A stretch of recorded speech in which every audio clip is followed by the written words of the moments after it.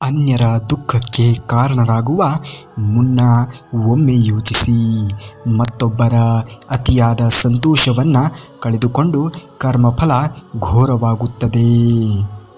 ನಿಮ್ಮ ಮನಸ್ಸು ಒಳ್ಳೆಯದಾಗಿದ್ದರೆ ಎಲ್ಲ ನಿನ್ನ ವಿರುದ್ಧವಾಗಿರುತ್ತದೆ, ಆದರೆ ಸಮಯ ನಿನ್ನ ಪರವಾಗಿಯೇ ಇರುತ್ತದೆ. ಚಿಂತಿಸಬೇಡ, ಆಗುವುದೆಲ್ಲ ಒಳ್ಳೆಯದಕ್ಕೆ ಆಗುತ್ತದೆ. ಶ್ರೀಕೃಷ್ಣನನ್ನು ನಂಬು. ಹೃದಯಕ್ಕೆ ಅರಿವಾಗುವುದು ವಾತ್ಸಲ್ಯ, ಮನಸ್ಸಿಗೆ ಅರಿವಾಗುವುದು ಪ್ರೇಮ, ಬುದ್ಧಿಗೆ ಅರಿವಾಗುವುದು ಜ್ಞಾನ, ಆತ್ಮಕ್ಕೆ ಅರಿವಾಗುವುದು ಧ್ಯಾನ, ತನ್ನನ್ನು ತಾನು ಅರಿಯುವುದೇ ಜೀವನ.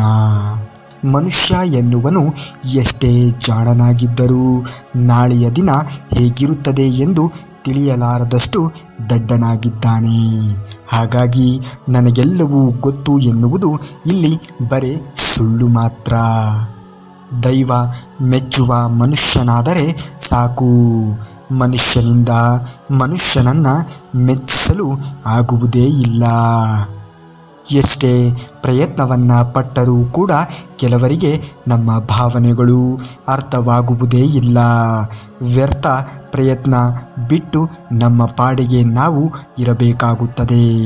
ಮುಖಕ್ಕೆ ಬಣ್ಣ ಹಚ್ಚಿಕೊಂಡು ನಾಟಕವಾಡುವವರನ್ನು ಗುರುತಿಸಬಹುದು, ಆದರೆ ಪ್ರಿಯ ಬಂಧುಗಳೇ, ಮನಸ್ಸಿಗೆ ಬಣ್ಣವನ್ನು ಹಚ್ಚಿಕೊಂಡು ನಾಟಕ ಆಡುವವರನ್ನು ಗುರುತಿಸಲು ಎಂದಾದರೂ ಸಾಧ್ಯವಾದೀತೆ? ನೋವು ಕೊಟ್ಟವರಿಗೆ ನಸು ನಕ್ಕು ಹೇಳು ಬಾ, ನಾನು ನಿನಗೆ ಏನೂ ಮಾಡುವುದಿಲ್ಲ, ಏಕೆಂದರೆ ನಾನು ಬಿಟ್ಟರೂ ಕರ್ಮ ಎನ್ನುವುದು ನಿನ್ನನ್ನು ಬಿಡುವುದಿಲ್ಲ ಎಂದು. ನಂಬಿಕೆ ಎಂಬ ಸೇತುವೆ ಕುಸಿದ ಮೇಲೆ ಕ್ಷಮೆಗಳ ಸುರಿಮಳೆ ಸುರಿದರೆ ಪ್ರಯೋಜನವೇನು? ನೆನಪಿನಲ್ಲಿ ಇಟ್ಟುಕೋ, ನಾವು ಯಾರ ಮೇಲೆ ಜಾಸ್ತಿ ನಂಬಿಕೆ ಇಟ್ಟು ನಮ್ಮ ಮನದಾಳದ ಮಾತುಗಳನ್ನು ಹೇಳಿಕೊಳ್ಳುತ್ತೇವೆಯೋ ಅವರೇ ನಿಮಗೆ ಸುಲಭವಾಗಿ ಮೋಸ ಮಾಡಿಬಿಡುತ್ತಾರೆ. ಹಾಗಾಗಿ ನಿಮ್ಮ ಆತ್ಮೀಯರ ಬಳಿ ನಿಮ್ಮ ವೈಯಕ್ತಿಕ ವಿಚಾರಗಳನ್ನು ಹಂಚಿಕೊಳ್ಳುವ ಮುನ್ನ ಒಮ್ಮೆ ಆ ವ್ಯಕ್ತಿಯ ಬಗ್ಗೆ ಯೋಚನೆಯನ್ನು ಮಾಡಿ. ಯಾವ ವ್ಯಕ್ತಿ ತನ್ನ ಕೈಯಿಂದ ಏನೂ ಕೆಲಸವಾಗುವುದಿಲ್ಲ ಎಂದು ಕೊಂಡಿರುತ್ತಾನೆಯೋ ಅವನಿಂದಲೇ ಮಹಾನ್ ಸಾಧನೆಯಾಗುತ್ತದೆ. ಸೋಲದೆ ಗೆಲ್ಲುವುದು ಸಾಧ್ಯವಿಲ್ಲ. ಸೋತವರ ಹಿಂದೆ ಭಗವಂತ ಇದ್ದೇ ಇರುತ್ತಾನೆ. ಜಗಳವಾಡಿ ದೂರವಾದ ಸಂಬಂಧಕ್ಕಿಂತ ಎಷ್ಟೇ ಜಗಳವಾಡಿದರೂ ಬಿಟ್ಟು ಹೋಗದೇ ಇರುವ ಸಂಬಂಧ ದೇವರ ವರವಿದ್ದಂತೆ. ಪಾಪದ ಕೊಡ ತುಂಬುವವರೆಗೆ ಅಷ್ಟೇ ಹೋರಾಟ ಹಾರಾಟ, ಆಮೇಲೆ ಮಾಡಿದ ಪಾಪಕ್ಕಿದೆ ಕರ್ಮದ ಆಟ. ಜೀವನದಲ್ಲಿ ಶಾಂತವಾಗಿರಲು 2 ಉಪಾಯ. ಮರೆಯಲಾಗದಂತಹ ವ್ಯಕ್ತಿಗಳನ್ನು ಕ್ಷಮಿಸಿಬಿಡಿ, ಕ್ಷಮಿಸದೇ ಇರದಂತಹ ವ್ಯಕ್ತಿಗಳನ್ನು ಮರೆತು ಬಿಡಿ. ಮನೆಯಿಂದ ತೆಗೆದುಕೊಂಡು ಹೋದಂತಹ ಬಾಳೆಹಣ್ಣು ಬರೀ ಬಾಳೆಹಣ್ಣಾಗಿದ್ದು ದೇವರ ಗುಡಿಯೊಳಗೆ ಇಟ್ಟು ಹೊರ ಬಂದಾಗ ಪ್ರಸಾದವಾಯಿತು. ಹಣ್ಣು ಬದಲಾಗಲಿಲ್ಲ, ನೋಡುವಂತಹ ಕಣ್ಣು ಬದಲಾಯಿತು. ದೃಷ್ಟಿ ಸರಿ ಇದ್ದರೆ ಎಲ್ಲವೂ ಸರಿ ಇರುತ್ತದೆ. ಹಾಗಾಗಿ ನೋಡುವ ದೃಷ್ಟಿಯನ್ನು ಮೊದಲು ಸರಿ ಮಾಡಿಕೊಳ್ಳಿ. ನಮಗೆ ಯಾರ ಅವಶ್ಯಕತೆಯೂ ಇಲ್ಲ ಎನ್ನುವ ಅಭಿಮಾನ ಒಳ್ಳೆಯದಲ್ಲ. ಹಾಗೆಯೇ ಎಲ್ಲರೂ ನಮ್ಮ ಅವಶ್ಯಕತೆ ಇದೆ ಎನ್ನುವ ಭ್ರಮೆಯೂ ಒಳ್ಳೆಯದೂ ಅಲ್ಲ. ನಮ್ಮಿಂದ ಯಾರಿಗಾದರೂ ಕಿರಿಕಿರಿ ಉಂಟಾಗುತ್ತಿದೆ ಅಂದರೆ ನಾವೇ ಅವರಿಂದ ದೂರ ಸರಿಯಬೇಕೇ ಹೊರತು ಅವರ ಆಸೆಗೆ ಅವರ ಕನಸಿಗೆ ಮುಳ್ಳಾಗಬಾರದು. ನೋಡಿ, ಸಾಕೆಂದು ಎದ್ದು ಹೋಗೋಕೆ ಇದು ಶಾಲೆಯಲ್ಲಿ ಹೇಳುವಂತಹ ಪಾಠವಲ್ಲ, ಜೀವನವಿದು. ಅರ್ಥವಾಗದಿದ್ದರೂ ಕೂತು ಕೇಳಬೇಕಾಗುತ್ತದೆ. ಯಾವಾಗ ಕೂತು ಕೇಳುತ್ತೀಯೋ ಆಗ ನಿನ್ನ ಜೀವನ ಪರಿಪೂರ್ಣತೆಯನ್ನು ಹೊಂದುತ್ತದೆ. ಯಾರು ಯಾರನ್ನು ಉದ್ಧಾರ ಮಾಡುವುದಕ್ಕೆ ಸಾಧ್ಯವಿಲ್ಲ. ಯಾರು ಯಾರನ್ನು ಕೂಡ ಹಾಳು ಮಾಡಲು ಸಾಧ್ಯವೇ ಇಲ್ಲ. ಅವರವರ ಯೋಚನೆ ಅವರವರ ಉದ್ಧಾರಕ್ಕೆ ಅಥವಾ ಅವರು ಹಾಳಾಗುವುದಕ್ಕೆ ಮೂಲ ಕಾರಣವಾಗಿರುತ್ತದೆ. ನಿಮ್ಮ ಮೇಲಿನ ಆರೋಪಕ್ಕೆ ಪ್ರತೀಕಾರವಾದರೂ ಏನು ಎನ್ನುವುದು ನಿಮಗೆ ಗೊತ್ತಾ? ನಿಮ್ಮನ್ನು ನೀವು ಸುಧಾರಿಸಿಕೊಳ್ಳುವುದು. ಯಾವಾಗ ನೀವು ನಿಮ್ಮನ್ನು ಸುಧಾರಿಸಿಕೊಳ್ಳುತ್ತೀರಿಯೋ ನಿಮ್ಮ ಆರೋಪಕ್ಕೆ ಪ್ರತಿ ಉತ್ತರವನ್ನು ಕೊಟ್ಟಂತೆ ಆಗುತ್ತದೆ. ನಿಮ್ಮ ಉದ್ದೇಶವು ಶುದ್ಧವಾಗಿದ್ದರೆ ನೀವು ಯಾರನ್ನು ಕಳೆದುಕೊಳ್ಳುವುದಿಲ್ಲ, ಅವರೇ ನಿಮ್ಮನ್ನು ಕಳೆದುಕೊಳ್ಳುತ್ತಾರೆ.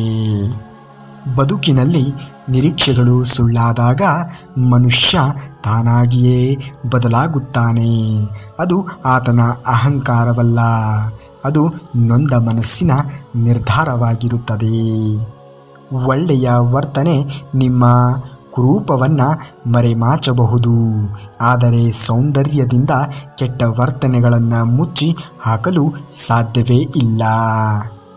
ದೃಢವಾಗಿರುವಂತಹ ನಿರ್ಧಾರ ನಿನ್ನದಾಗಲಿ.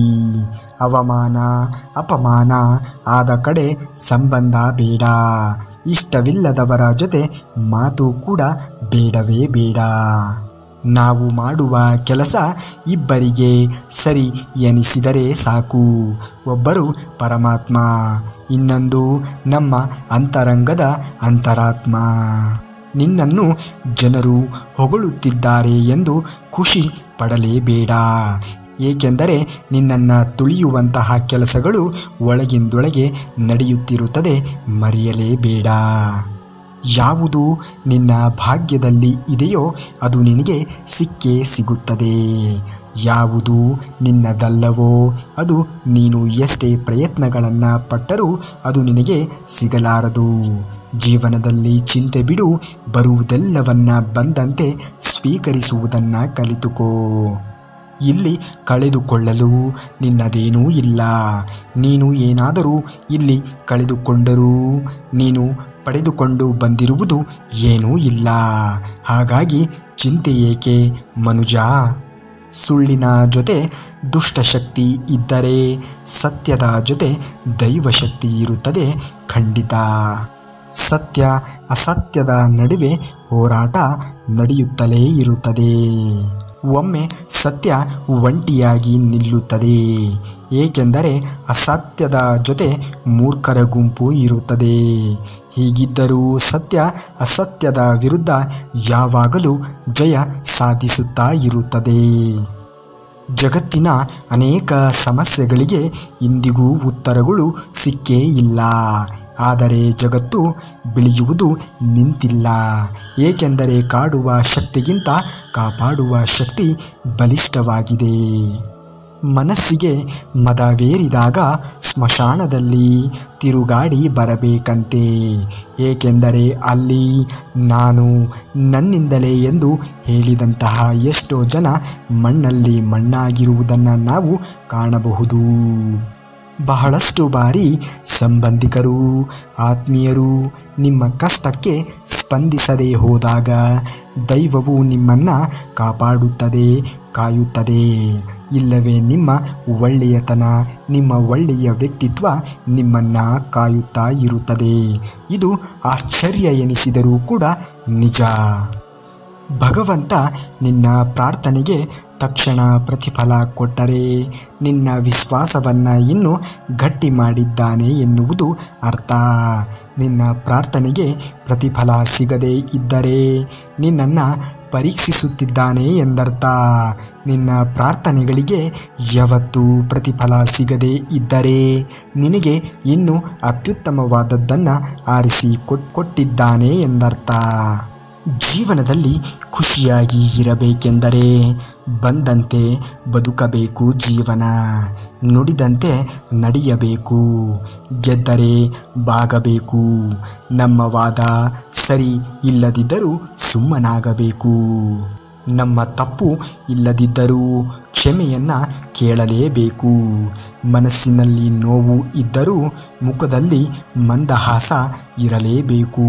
ಸೋತರೂ ಮತ್ತೊಮ್ಮೆ ಪ್ರಯತ್ನಿಸುತ್ತಾ ಇರಬೇಕು.